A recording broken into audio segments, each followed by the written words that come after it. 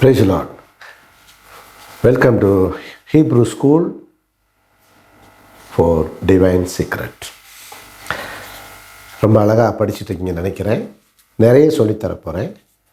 நிறைய ஆழங்களையும் மறைப்பொருளும் கற்றுக்கொள்ள போகிறோம். Only for Hebrew letters.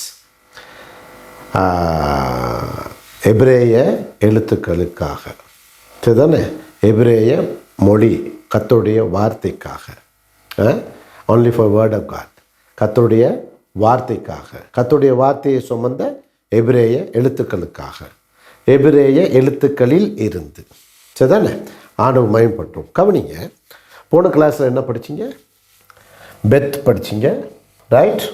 இந்த பெத் இந்த பகுதி ஆண், இந்த பகுதி பெண், இரண்டு பகுதிக்கானது. இது ஹீப்ரு எபிரேயத்தினுடைய ஐடியாலஜி. அப்போ பெத்துனா என்ன பொருள்? வீடு, குடும்பம், அப்புறம் கூடாரம் சரிதானே? ரைட். இப்போ நல்லா கவனிங்க, இந்த பெத் இரண்டு பகுதி, ஆணுக்கும் பெண்ணுக்கும். பெண் இருக்க வேண்டிய இடம் பாருங்க, உட்பகுதி சரியா? ஆண் இருக்க வேண்டியது இங்கே வெளிப்பகுதி. இப்போ ஆணும் பெண்ணும் சேர்ந்தது தான் குடும்ப அமைப்புன்னு எபிரேய எழுத்து அழகாக சொல்லுது. அது பெத்துங்கிற இரண்டாவது எழுத்து. இப்போ நல்லா கவனிச்சிங்கன்னா, இப்போ ஆணும் பெண்ணும் சேரணும். எப்படி பாருங்க, ஆணுடைய குரோமோசோம் பாருங்க 23 ஜோடிகள் சரியா? 23 குரோமோசோம்ஸ். பெண்ணுடைய குரோமோசோம்ஸ் எத்தனை? அதுவும் 23 ஜோடிகள், ரைட்? ஆணுக்கானது XY என்றும் சரியா? கவனிங்க, பெண்ணுக்கான குரோமோசோம்ஸ் XX சரியா? கவனிங்க, இதில் ஒரு குரோமோசோம் இனவிருத்திக்கானது. இங்கே ஒன்று, இங்கே ஒன்று, பெண்ணிடத்திலிருந்து ஆணிடத்திலிருந்து. அந்த ஒரு குரோமோசோம் தான் என்ன செய்யும்? மற்ற 22 குரோமோசோம் ஜோடிகளும் மனித வாழ்வுக்கானது. இப்போ கவனிங்க, ஆண் பெண் வாழ்க்கைக்கானது அந்த ஒரு குரோமோசோம். அப்போ ஒன்றும் இங்கே இருந்து ஒரு ஜோடியும் சேரும் பொழுது ஒரு குரோமோசோம்ஸ், ரைட்? ஒரு குரோமோசோம் கணக்கின்படி அப்படி எடுக்கிறோம். ஆனால் எல்லாமே ஜோடி ஜோடாக தான் இருக்கும்.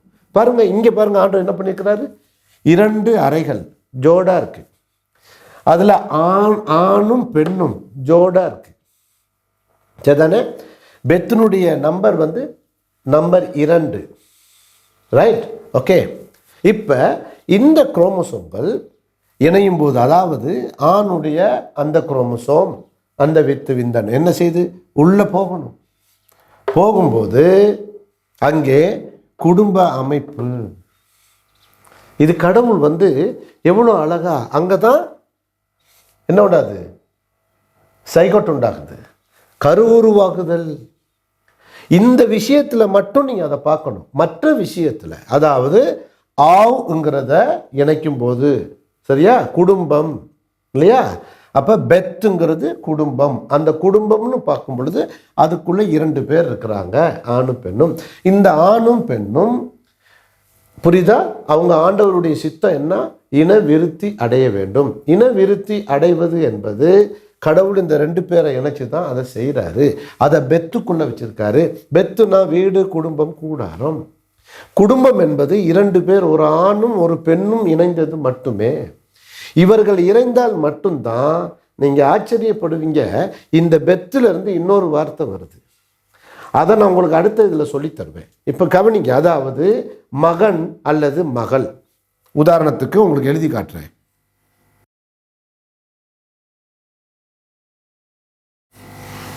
பெத் நுண்ணு பென் பாருங்க.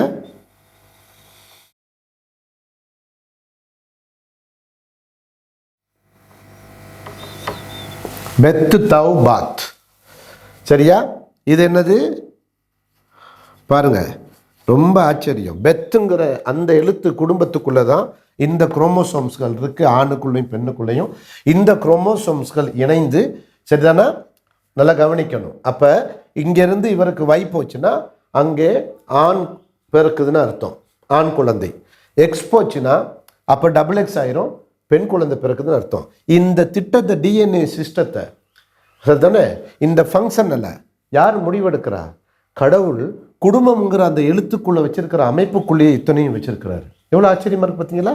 பாருங்க, அந்த அந்த வார்த்தையிலிருந்து இன்னொரு வார்த்தை, வேறு வார்த்தை, சரியா எப்படி வருது பாருங்க. தாய் சொல் பென். இந்த நுண்ணுன்னா நான் பிறகு சொல்லித்தரேன் உங்களுக்கு, அடுத்த கிளாஸ். ரொம்ப இந்த ரெண்டையும் அடுத்த கிளாஸ்ல உங்களுக்கு நான் விளக்குறேன்.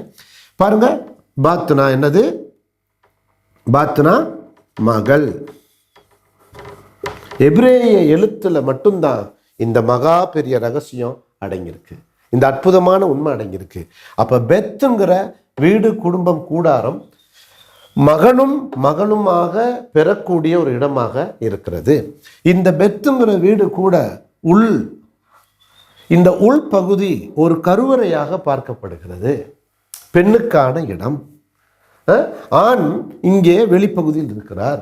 அப்படியானால் இங்கே இருந்து என்ன செய்ய வேண்டும்? ஒரு குரோமோசோம் புறப்பட்டு இங்கே போகணும். அங்க இருக்கிற அந்த குரோமோசோம்களோடு அது சேர வேண்டும். இவ்வளவு பெரிய அற்புதமான ஒரு விஷயத்தை சேரும் பொழுது அங்கே எந்த குரோமோசோம் போகிறது என்பதை கடவுள் முடிவெடுக்கிறார். இது யாருக்கும் தெரியாது.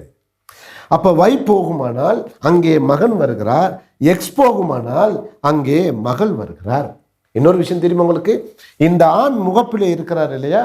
அப்ப பிறக்க போவது ஆண் குழந்தையா பெண் குழந்தையா என்பது முடிவெடுப்பது கடவுளுடைய திட்டத்தில் இருந்தாலும் அந்த தீர்மானம், அந்த தொடக்கம் இங்கே ஆணிலிருந்தே போகிறது. பாருங்க, இந்த தொடக்க பகுதி ஆணிடத்திலிருந்து இருக்கிறது. எவ்வளவு ஒரு அற்புதமான ஒரு விஷயத்தை கடவுள் இயற்கையாகவே மானுடவியலிலே மட்டுமல்லாமல் உயிரியல் ஒரு விந்தையை கடவுள் வைத்திருக்கிறார். கடவுளை வார்த்தைக்கு மகிமை உண்டாகட்டும். அடுத்த கிளாஸ்ல இது ரெண்டே உங்களுக்கு நான் விளக்குறேன். God bless you.